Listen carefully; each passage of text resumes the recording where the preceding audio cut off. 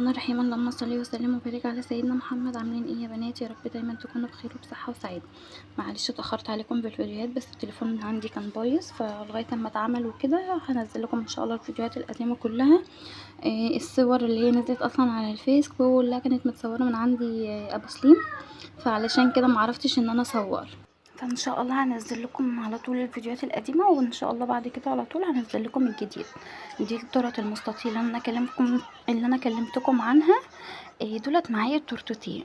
بصوا بقى، انا غبست 4 صواني كل صينيه فيهم 400 جرام. تمام. طبعا الصواني دي يعني انا ضربت الاول 200 وبعد كده 200 وحطيتهم في صينيه، دخلتها الفرن، رجعت تاني ضربت كل 200 بضربهم لوحدهم. فاهمين؟ يعني انا العجان بتاعي المضرب بتاعي عشان صغير، ضربت كل 200 الاول مع بعض، مرضتش اضرب ال400 مع بعض. ليه بقى؟ عشان يبقى القوام بتاعهم يديني رفع. يعني كل صينيه تقطع لي طبقتين، عشان انا هعوز التورتيه تبقى 4 طبقات. ضربت كل 200 الاول، يعني كل صينيه من دي اخدت معايا 400 جرام. يعني التورتيه الواحده واخده معايا 800 جرام. تمام.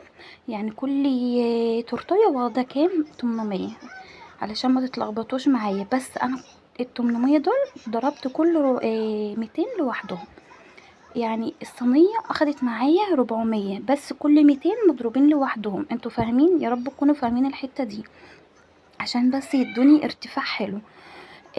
طبعا انا علشان خاطر الصواني ما تتاخرش معايا في الفرن، انا طبعا بولع الفرن الاول من تحت، ولما الاقي خلاص الكيك هيبدا يستوى معايا بعمل اقفل من تحت واعمل وافتح الشوايه من فوق، تلسع لي الوش بتاعها بسيط خالص، علشان خاطر ايه ما تتاخرش معايا والكيك ينشف، علشان هو طبعا ايه بسيط وكده، مش اللي هو مثلا في الحلل هيقعد بس يتفتح عليه الفرن من تحت ويتساب لغايه ما يستوى. انتوا طبعا شايفين يا دوبك الصينيه الواحده هتطلع لي طبقتين 2، فعلشان كده هتحسوا ان الوش بتاعها ملسوع. فعشان كده انا فتحت الشوايه من فوق علشان احمر الوش، عشان ما يتاخرش معايا في الفرن زي ما انا قلت لكم، عشان ما ينشفش. تمام. همسك كل صينيه كل يعني كيكه من دي هقشر الوش بتاعها. انا عملتهم من بالليل، هما كانوا مستعجلين. العميل رن عليا من بالليل وقال لي يا مسلم احنا محتاجينهم. هو ما شاء الله بياخد مني التورت ديت على حفلات التخرج عندنا هنا في الكليات بتاعه كفر الشيخ. هو متعامل معايا على طول، كل فتره بيطلب مني تورتيتين لحفله التخرج عندهم في الكليه. تمام. هو برضو اللي كان طالب مني التورت قبل كده، اللي انا منزله الفيديو بتاعها بتاعه التخرج برضو. فهنا عشان هو كان طالبهم مني، يعني يعتبر مستعجل، هو كلمني من بالليل حوالي على المغرب. خليت ابو سليم يروح كفر الشيخ، ما كانش عندي القواعد، خليت ابو سليم يروح كفر الشيخ يجيب لي القواعد والعلب، وطبعا انا اشتغلت فيهم. آه، انا جيت بقى قشرتهم وظبطتهم واشتغلت فيهم. يعني انا اول ما هو كلمني انا قمت خبزت لغايه اما ابو سليم يجيب القواعد وكده. كانوا هم اصلا باردين جدا، ما كانش فيهم اي حاجه. عايزه اقول لكم يعني انا بدات تغليف الحشو بتاعهم من الساعه حوالي 1.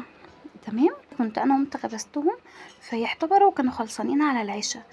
فانا لما سبتهم بردوا كده، يعني قلت انا هقوم اشتغل فيهم على الساعه 11، كان الكلام ده 11 بالليل. فضلت طول الليل شغالة فيهم، خلصانين معايا حوالي الساعة 2 الفينش وكل حاجة.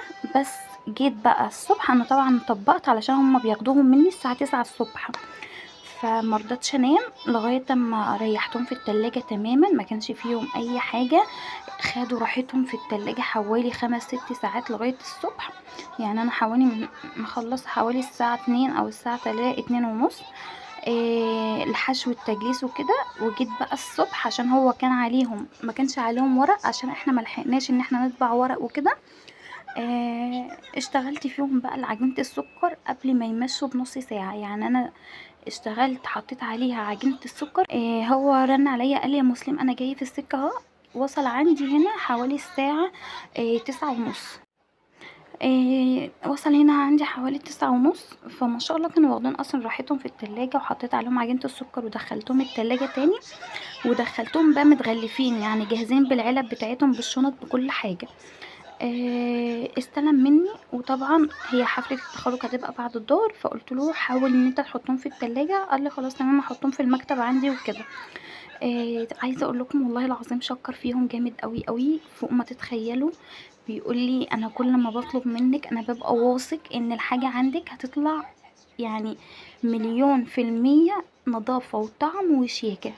يعني انا قلت له سيبها عليا انا، وانا هعمل لك الديزاينات بتاعتهم وهظبطهم لك، بس ابعتلي بس الجمل اللي انت هتعوز تحطها من فوق، وانا من عينيا الاتنين هظبطها لك. هو كان باعت لي ديزاينات اعمل زيها، بس الديزاينات ما كانتش هتليق خالص مع الشغل الكليات وكده، انتوا فاهمين. وطبعا انا ما كانش عندي هنا صور تخرج او حاجات من دي ان انا اظبط التورته بيها وكده. فطبعا انا قعدت اظبط بعت له انا ديزاينات، قلت لنا هناخد من التورته دي نحط هنا. بعت له كذا صوره، وقلت له احنا يعني الصور دي اخدنا منها كذا شكل، يعني حوالي 5 6 صور. ال5 6 صور دولت اخدنا منهم اشكال. على الله تكونوا فاهميني، انا مش عارفه اوضحها لكم اكتر من كده ازاي.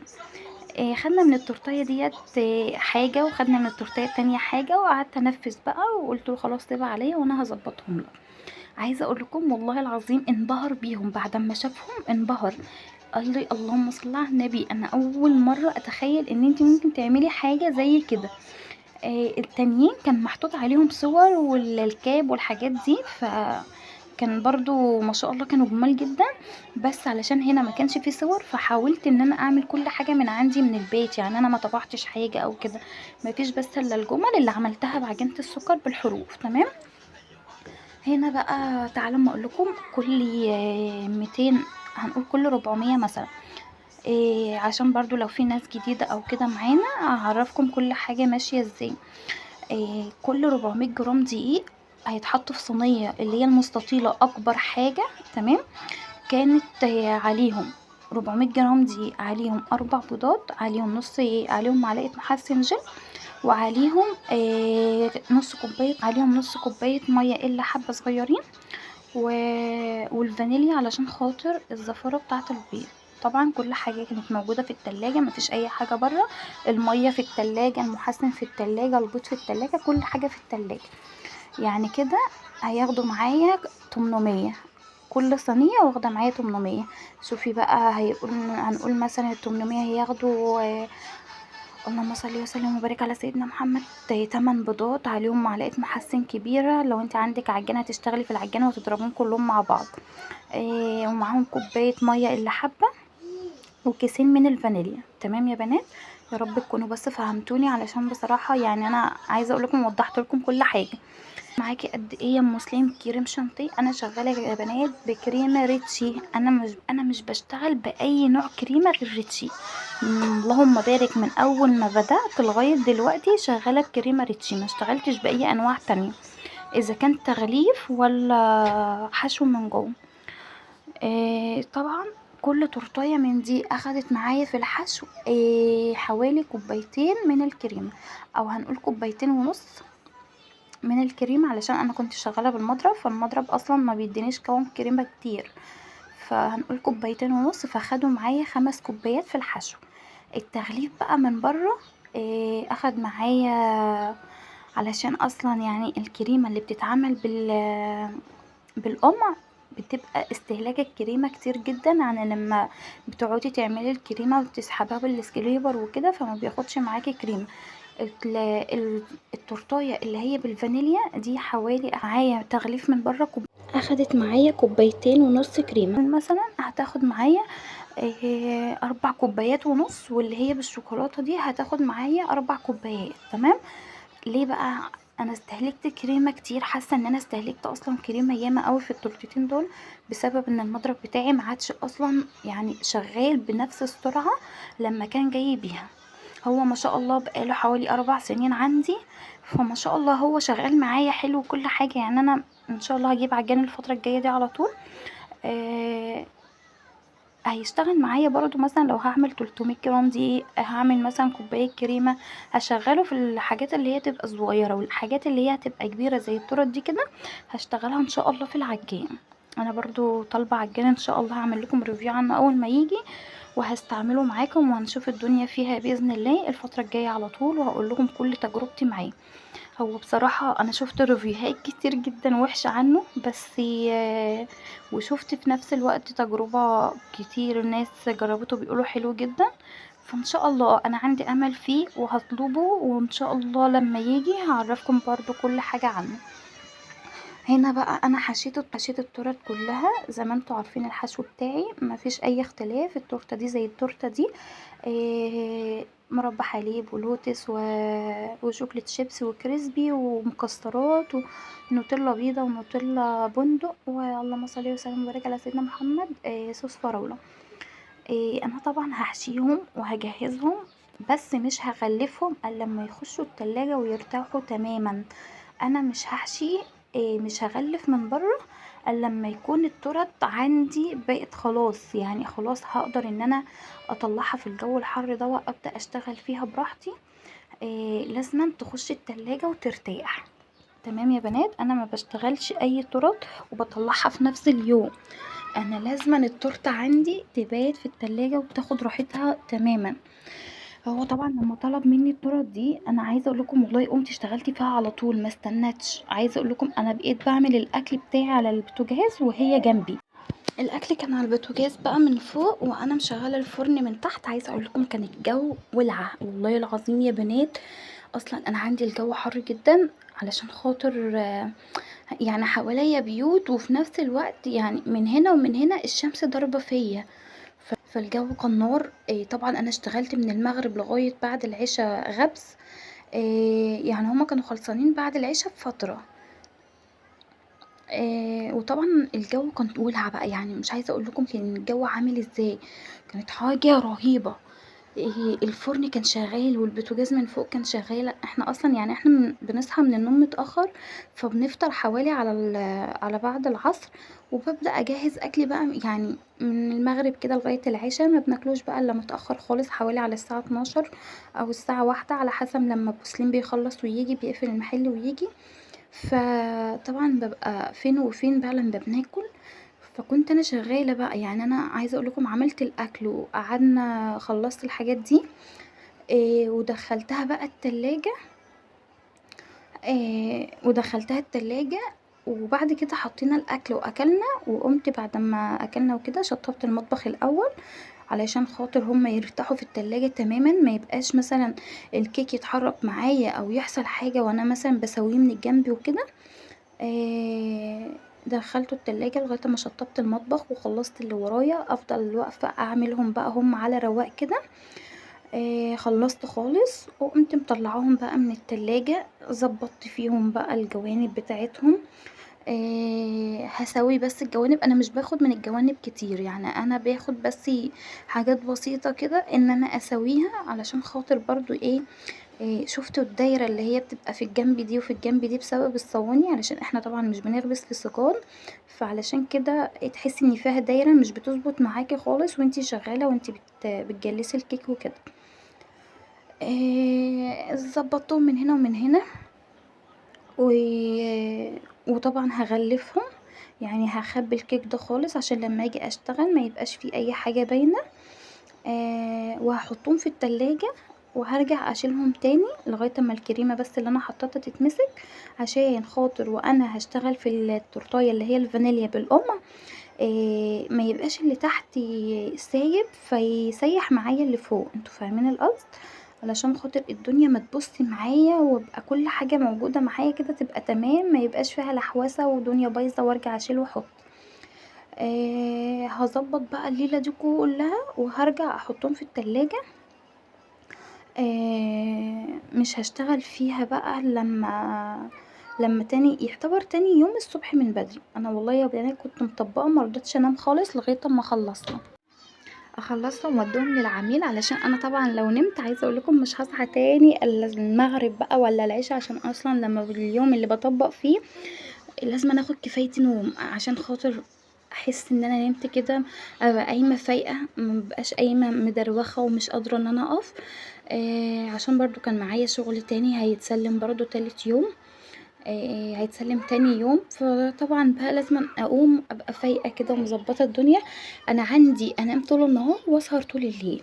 احنا اصلا كده كده عندي ابو سليم بيخلص يقفل المحل مثلا على الساعه 1 وكده. نفضلوا بقى صاحيين طول الليل، ما بننامش الا الصبح. حتى العيال عندي نفس الوضع، ما بيناموش الا فين وفين. يعني انا عندي سليم مثلا ينام الساعة 6 الصبح، عايزة اوديه الحضانة عشان يظبط نومه ويظبط حاله. عشان خاطر برضو ايه، بصراحة لما بيجي يفضل سهران وكده ما بي ما بنعرفش ان هو مثلا ينام بدري، وعايزة اظبط نومه وكده. فان شاء الله هوديه الحضانة عشان النوم بتاعه يتظبط، ونومي انا كمان يتظبط، عشان طول ما انا صاحية معاهم، طول ما هما صاحيين انا صاحية معاهم، لو هما نايمين ببقى نايمة معاهم. فان شاء الله هظبط النوم بتاعي واظبط حالي كده، علشان خاطر برضو ايه اعرف ان انا اقوم زي الناس كده من بدري، اشتغل في شغلي يكون بالليل خلصان، تاني يوم اسلم على طول، فاهمين؟ علشان خاطر ما بقاش محتارة وطول الليل سهرة وطول الليل سهرانة، يعني ما يبقاش ليلي نهاري ونهاري ليلي، انتوا فاهمين؟ اي علشان خاطر برضو اظبط الدنيا كده عندي، وبرضو في شوية تظبيطات هظبطهم ان شاء الله الفترة الجاية. زي ما انتوا عارفين انا عندي الرخامة اللي انا بشتغل عليها، ما فيش الا دي بس هي اللي موجودة عندي اللي بقدر اشتغل عليها. وعايزة اقول لكم هي المطبخ بتاعي لما ابو سليم جه شطب الشقة وكده اتنازل عن اوضة، فهو دخل المطبخ في اوضة تانية. فما شاء الله المطبخ عندي عايزة اقول لكم كبير جدا جدا، بس مفيش الا غير الرخامة بس دي اللي انا شغالة فيها، والرخامة بتاعة الحوض. فانا مش عايزة اشتغل عند الحوض، علشان خاطر برضو ايه خليني في مكان واحد، ان الرخامة دي يعتبر جنب الشغل وفوق الشغل بتاع التراب، امال هفضل رايحة جاية فمش هينفع. فعايزة ان شاء الله شايفين الوردة اللي انا حطاها دي، الوردة دي وايه يعني مكانها شباك، انا خافية بس بالورق اللي هو الفوم اللي انا حطاه. عايزة ان شاء الله اخلي حد يجي يشيل الشباك ده خالص ويقفلهولي، وهعمل ان شاء الله المطبخ كله سيراميك.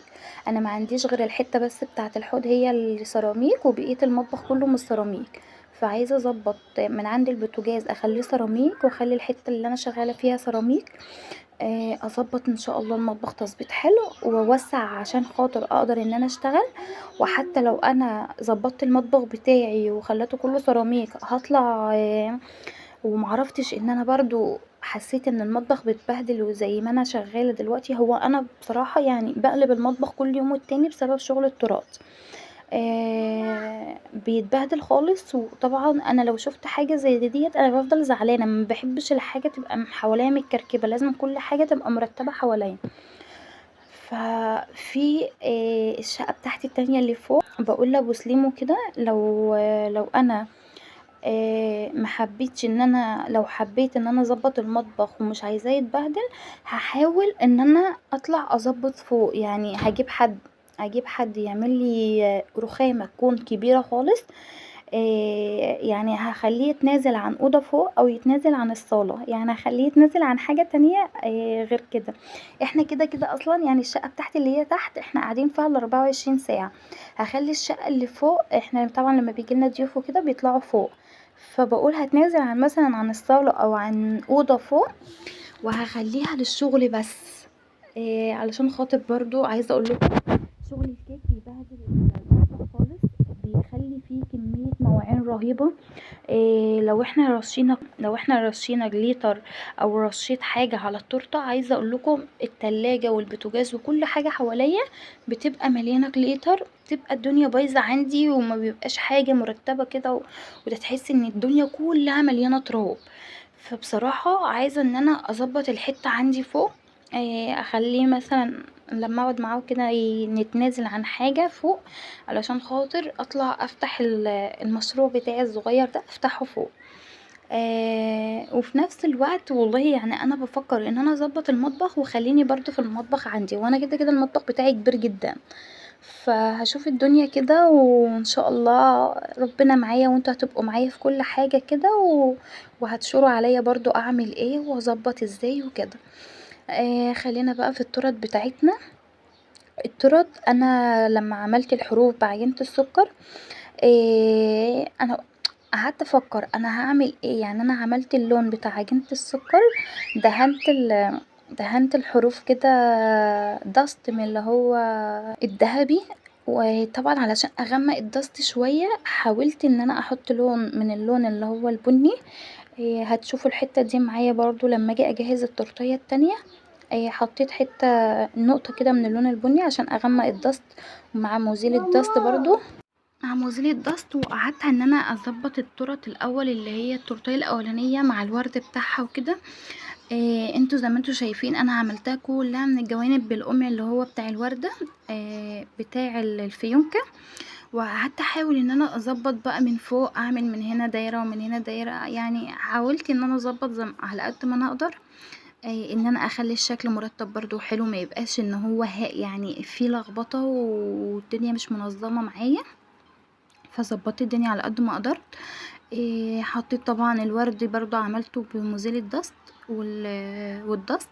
عملته بالدست ومزيل الدست علشان خاطر برضو ما بحبش احط زيوت او حاجات من دي علشان خاطر ما تبهدلش معايا الدنيا والحاجه تسيح وكده. فظبطت التورتيه الاولانيه اللي هي بالفانيليا وخلصتها خالص وحطيتها في التلاجة لغايه ما اخش على التانية خلصتها. هو كان طالب واحده فانيليا وواحده شوكولاته، بس الكريمه كلها من بره تكون بيضه. جيت بقى دخلت على التورتيه التانية، قعدت احاول هحط لها ايه مش عارفه. التانية دي احنا ما ظبطناش شكلها، ما يعني ما حطتش، ما قلتلوش مثلا هنعمل الديزاين دي كذا. فقعدت ان انا عايزه اغير اللون الحروف ما خلاش مثلا زي التانية. فلما جيت قعدت اظبط دي طلعت الكور اللي عندي حطيتها، وحطيت طبعا اللولي والورق الذهب وكده. وحطيت الحروف كده لونها ابيض، فما حبتهاش ان هي تبقى اللون الابيض كده يعني، لا في حاجه عايزه اخليها تبقى مختلفه. فطبعا بقى قلت هسيبها للاخر لغايه اما افنش التورتايه وهبقى واقفه عليها هي. جبت انا بقى اللي هو مزيل الطست. فبصراحة قعدت احاول ان انا اظبطها علشان برضو تبقى مختلفة عن التانية، علشان مش حابة الاتنين يبقوا شكل بعض. يعني انا عايزة كل حاجة تبقى مختلفة. قلت هسيبها كده لغاية اما اخلص خالص وهشوف الشكل هيطلع ازاي. فبصراحة ما حبيتش اللون الابيض ده نهائي. فروحت انا جبت بقى مزيل الدست وغمقته خالص عن التانية. يعني انا مثلا خليته شكل الكور وخليته نفس اللون بتاع الكور اللي انا هحطه والورق الذهب وكده. عايزه اقول لكم يعني بصراحه دي احلى تورتيه عجباني قوي، يعني عجبتني قوي قوي عن التانية اللي هي بالفانيليا. كان شكلها مرتب خالص، كان شكلها تحفه. الشكل بتاعها كان رقيق قوي وكان شكلها جميل ما شاء الله. فلازم ارش على كل تورتيه. كان اصلا في حد بيسالني انتي بترشي ايه على التورتيه في الاخر. دي اللي هو الدست يا بنات اللي هو بيلمع، هو اللون بتاعه لون ابيض بس في لمعه كده بتخلي الكريمه شكلها تحفة قوي، وتخليها كده بتلمع على التورت. بيدي اصلا بيدي للتورتيه كده منظر تحفة بصراحة. يعني انا ما بقدرش اطلع تورتيه من عندي الا لما بكون رشه عليها الدست ده، بس برشه في الاخر خالص لغاية اما بخلص الفينش الاخير علشان خاطر برضو يجي على الحروف، يجي على مثلا لو عاملة قلوب يجي عليها. بيدي للقلوب لمعة جميلة قوي، وبيدي للحروف ما شاء الله لمعة. ولو في سحابة بقى ولو في دباديب ولو في اي حاجة اللهم صل على النبي بيديها لمعة تحفة قوي قوي قوي. هظبطها برضو واحط عليها ورد من هنا ومن هنا وهظبطها وما شاء الله كانوا الاتنين فوق الخيال تحفة فنية كده ما شاء الله. شكلهم كانوا جميل جدا جدا، حاجة رقيقة خالص. على الله يا رب اكون قايله لكم على كل معلومة في الفيديو وما كنش ناسي اي حاجة. ويا رب تتفرجوا على الفيديو للاخر وما تزهقوش منه علشان هو طويل حبة، فمعلش والله اسفة لكم جدا. عايزة منكم بس اللايك الحلو والاشتراك الحلو في القناة. نفسي اكبر بيكم كده وتكبروا لي القناة بتاعتي بصراحة. يعني انا بتمنى من ربنا ومنكم ان القناة بتاعتي تكبر وتبقى حاجة حلوة كده بيكم. وان شاء الله كده عندي امل في ربنا ان انتوا تكبروها لي باذن الله من غير مقاطعه. يلا يا حلوين، اشوف وشكم على خير ان شاء الله. انزل لكم فيديوهات جايه كتير جدا وحاجات كده مختلفه ان شاء الله من غير مقاطعه. مع الف سلامه يا حلوين، اشوف وشكم على خير ان شاء الله. فيديوهات جايه كتير جدا جدا.